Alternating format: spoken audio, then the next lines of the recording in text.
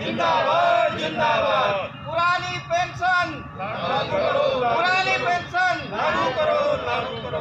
शासन भोपाल दिनांक 27 व 28 दिसंबर को आयोजित शिक्षकों की दक्षता आकलन परीक्षा निरस्त करने व 16 शिक्षकों को दी गई अनिवार्य सेवानिवृत्ति बहाल करने बाबत द्वारा अनुविभागीय पुलिस अधिकारी सारणी बैतूल महोदय जी, विषयांतर्गत लेख है कि वर्ष 2019-20 में बैतूल की कक्षा 10वीं और 12वीं की जिन विद्यालयों और विषयों में शिक्षकों का परीक्षा परिणाम 0 से 40% या इससे कम था, इन विद्यालयों के विषय शिक्षक व हाई स्कूल हायर सेकेंडरी विद्यालय के कैचमेंट की माध्यमिक शालाओं के विषय शिक्षक की दक्षता आकलन हेतु परीक्षा आयोजित करने का निर्णय शिक्षक की गरिमा के प्रतिकूल व शिक्षक की छवि दोहन करने वाला है, क्योंकि परीक्षा परिणामों के आधार पर शिक्षक नहीं होते किसी अन्य फैक्टर को ही इसको जिम्मेदार माना जाना चाहिए।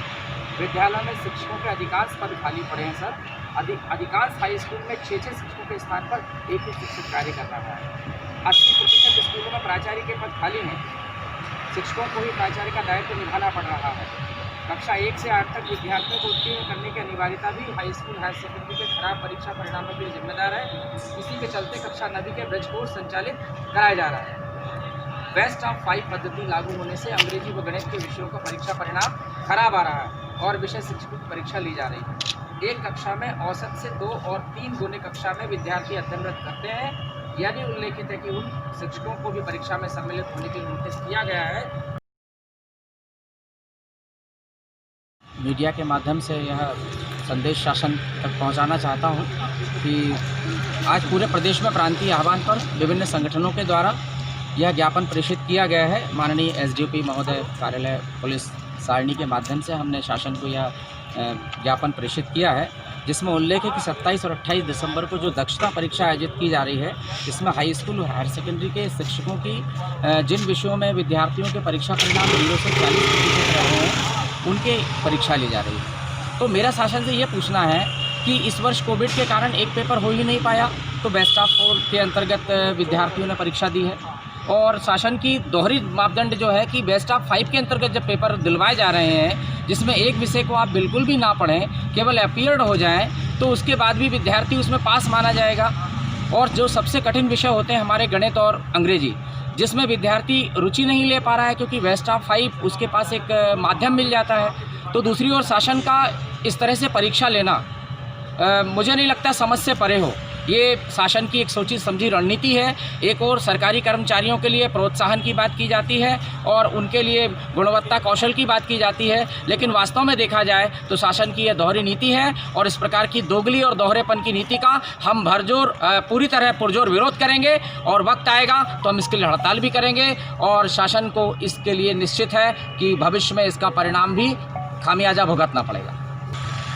शिक्षकों की जो दक्षता परीक्षा हो रही है उसके विरुद्ध ज्ञापन देने आए हैं। सारे टीचर बहुत मेहनत करते हैं, लेकिन शासन ने जो प्रणाली अपनाई है बेस्ट ऑफ 5 की, उसके कारण रिजल्ट जिस स्कूलों का 0 से 40% है, उन स्कूलों की जो शिक्षक बहुत मेहनत लगन से अपना कार्य करते हैं।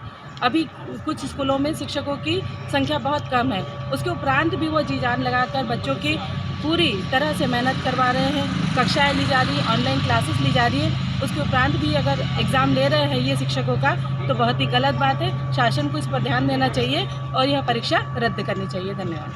हाँ, आज हम सभी शिक्षक साथी यहाँ पर माननीय मुख्यमंत्री जी के नाम ज्ञापन देने के लिए एकत्रित हुए हैं और इस संदर्भ में एकत्रित हुए हैं कि खराब परीक्षा परिणाम के आधार पर शिक्षकों की परीक्षा ली जा रही है, जो कि शिक्षकों के आत्मसम्मान पर, आत्मस्वाभिमान पर ठेस है। और इस परीक्षा के द्वारा जो शासन की तानाशाही और रणनीति जो समझ में आ रही है, इसके पूर्व भी 2 साल पहले परीक्षा ली गई और परीक्षा में सफल न होने पर 16 शिक्षकों को अनिवार्य रूप से सेवानिवृत्त कर दिया।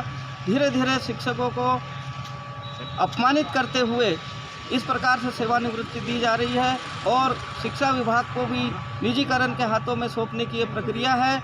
इसलिए आज हम शिक्षक संवर्ग आगामी जो परीक्षा खराब परिणाम के आधार पर हो रही है, इसका विरोध करते हैं और शासन की तानाशाही के खिलाफ आज तो हमने ज्ञापन दिया है, लेकिन आगे हम आंदोलन करेंगे, क्रमिक भूख हड़ताल करेंगे। और जिस प्रकार किसानों का आंदोलन चल रहा है, उस आंदोलन की सीमा तक भी हमको जाना पड़ा तो हम जाएंगे, क्योंकि किसी भी तरीके से और कोई भी कारण बनाकर, बैकग्राउंड बनाकर शिक्षकों को हटाने की ये प्रक्रिया चल रही है, जिसका हम घोर विरोध करते हैं।